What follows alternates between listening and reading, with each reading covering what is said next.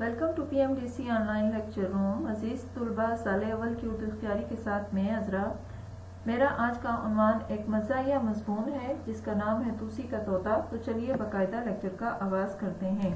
پہلے بات کروں گی مصنف کے حوالے سے، جو کہ ہیں کرنل محمد خان.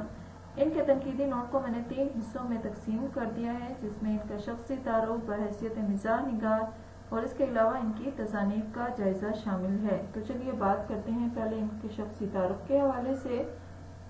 کرنل محمد خان 1925 میں پیدا ہوئے. وہ اردو کے ان خوش نصیب ادیبوں میں شامل ہیں جن کو شہرت حاصل کرنے کے لیے زیادہ محنت نہیں کرنی پڑی، اور ان کی پہلی ہی کتاب بیجنگ 1966 نے انہیں شہرت اور مقبولیت سے ہمکنار کر دیا، اور وہ بھی بہت مختصر عرصے میں.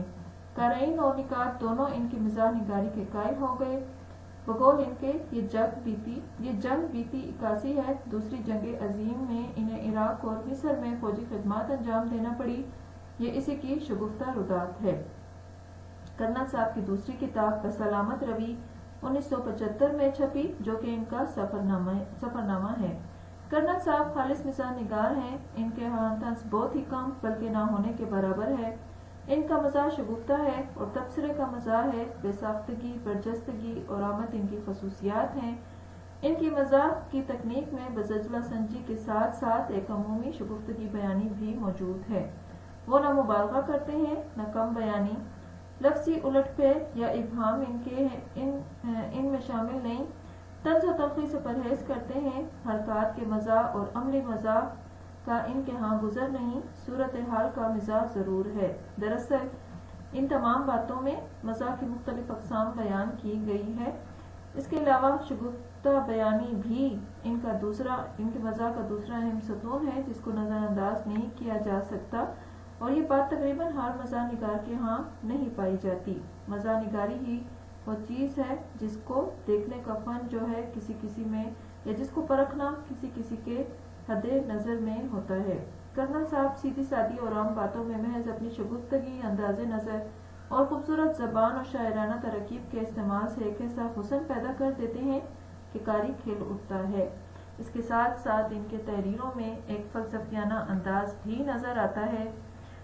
یہ تو تذکرہ تھا ان کی بحیثیت مزاح نگار خوبیوں کا. اب تذکرہ کرتے چلیں ان کی تصانیف کا، جن میں بسلامت روی، بزمِ آرائیاں اور بیجنگ وغیرہ شامل ہیں. تو چلیے عزیز طلباء آگے چلتے ہیں. یہاں شامل ہے اس مضمون کا خلاصہ. میں نے یہاں نکات کی صورت میں اس کو واضح کر دیا، اور میں آپ لوگوں کو پڑھ کے بھی سنا دیتی ہوں کہ یہ کہانی ایک اسکول ٹیچر اور توسی صاحب کے درمیان ایک طوطے کے سلسلے میں لکھی جانے والی خطوط پر مشتمل ہے. پیلے رنگ کا ایک طوطا اپنے مالک کے گھر سے اڑ کر اسکول ٹیچر کے گھر آتا ہے. اپنے پہلے خط میں اسکول ٹیچر صاحب توسی سے کہتے ہیں کہ اگر مذکورہ طوطا آپ کا ہو تو حلیہ بتا کر لے جائیں. توسی صاحب اسکول ٹیچر کے خط کو احمقانہ خط کہتے ہیں اور مطالبہ کرتا ہے کہ واقعی اس کا طوطا گم ہوا ہے اور غیر مشروط طور پر طوطا اس کے حوالے کیا جائے، نہیں تو طوطے کا حلیہ کیا ہوتا ہے، وہ تو بس پیلے رنگ کا ہوتا ہے.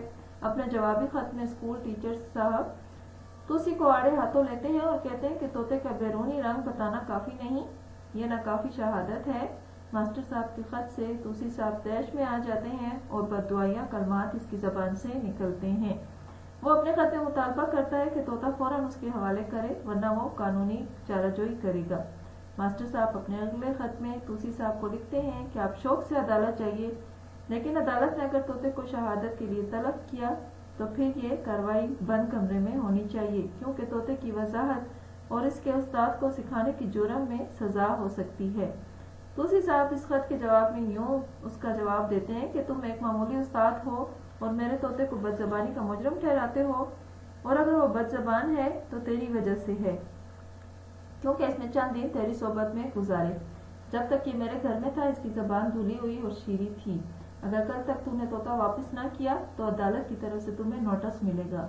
ماسٹر صاحب اپنے اگلے جوابی خط میں فرماتے ہیں کہ آپ چونکہ بڑے افسر ہیں اس لیے آپ کا فرمودہ سر آنکھوں پر، لیکن مجھے آپ سے اختلاف ہے. طوطے کی زبان کوثر و نسیم میں نہیں دھلی بلکہ چپکے سے کسی گٹر میں تر کر لی ہے، اور جہاں تک صحبت کی بات ہے تو طوطے نے زیادہ تر طالب علمی کا زمانہ آپ اور آپ کی بیگم کی زیر سایہ گزارا ہے. اگر کل تک تم نے حتمی ثبوت مہیا نہیں کیے تو طوطے کو دارالامان بھیج دوں گا. اپنے جوابی خط میں توسی صاحب معاملہ وکیل کو سپرد کرنے کا مسردہ یعنی خوشخبری سناتے ہیں۔ ماسٹر اگلے دن طوطا توسی صاحب کے حوالے کرتے ہیں اور اپنی آخری خط میں یوں لکھتے ہیں: مجھے کامل یقین ہے کہ یہ طوطا آپ کی ملکیت ہے۔ یہ تم سے مخاطب کرتا ہے اور نہایت غلیظ گالی سے گفتگو کا آغاز کرتا ہے۔ آج خلاف معمول یہ بولا کہ توسی جائے داعش میں۔ خالی جگہ طوطے نے نہیں بلکہ میں نے خالی چھوڑی ہے۔ طوطے نے خالی جگہ میں جو لفظ استعمال کیا تھا وہ جہنم کا ہم قافیہ ہے جو اگلی دنیا کی 2 ممکنہ قیام گاہوں میں سے ایک ہے۔ ماسٹر صاحب آگے لکھتے ہیں کہ میں حلفیہ کہتا ہوں کہ طوطے نے میرے گھر میں کچھ نہیں سیکھا اور مجھے آپ کے انتقال میں فوری دلچسپی نہیں۔ طوطے کی زبان بگاڑنے میں آپ کا اور آپ کی بیوی کا ہاتھ ہے، لہٰذا طوطے کی بازیابی پر میری طرف سے مبارکباد قبول فرمائیں۔ خادم صاحب کہتے ہیں: طوطا واپس کرنے کے بعد مجھے توسی صاحب کی طرف سے ایک بھی شکریہ کا خط نہیں ملا۔ ہو سکتا ہے طوطے کی دعا قبول ہوئی ہو اور اگر زندہ ہو تو خدا سے مغفرت یعنی اس دعا سے طوطا برہم ہوگا۔ تو امید ہے عزیز طلباء آپ لوگوں کے ذہنوں میں اس کا خلاصہ جو ہے یا اس کہانی کا خاکہ جو ہے وہ خلاصے کی صورت میں نقش ہو چکا ہوگا۔ چلیے آگے چلتے ہیں۔ یہاں پر میں نے مشکل الفاظ اور ان کے معنی آپ لوگوں کے لیے لکھ دیے ہیں، ان کو میں نے الگ الگ رنگوں سے واضح اور نمایاں بھی کر دیا ہے تاکہ جب آپ لوگ یہ چیپٹر پڑھیں تو آپ لوگوں کو اس کو سمجھنے میں کوئی دشواری یا مشکل پیش نہ آئے۔ تو امید ہے عزیز طلباء آپ لوگوں کو اس کہانی کا اور اس کے مصنف کے بارے میں اچھی سے آگاہی ہو چکی ہوگی۔ یہ رہا آپ لوگوں کے گھر کا کام کہ مصنف پر 10 معروضی سوالات بنائیں، اس کے ساتھ ساتھ اس کا خلاصہ لکھیں اور یاد کریں۔ شکریہ۔